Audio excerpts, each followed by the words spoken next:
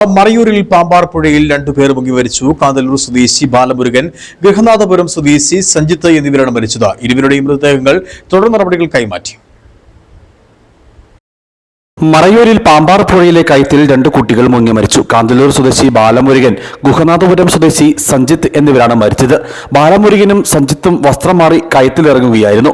ഇവർക്കൊപ്പം എത്തിയ മറ്റൊരു കുട്ടി കരയിൽ നിന്നിരുന്നു. കയത്തിൽ ചാടിയ കുട്ടികൾ ആദ്യം മുങ്ങിപ്പൊങ്ങി. പിന്നീട് പൊങ്ങി വരാതെ വന്നതോടെ കരയിൽ നിന്നിരുന്നയാൾ ബഹളമുണ്ടാക്കി സമീപവാസികളെ വിവരം അറിയിച്ചു. ഈ സമയം കാട്ടുതീ നിയന്ത്രണ വിധേയമാക്കുന്നതിന് മറയൂരിലുണ്ടായിരുന്ന മൂന്നാർ ഫയർഫോഴ്സ് സംഘം സ്ഥലത്തെത്തി.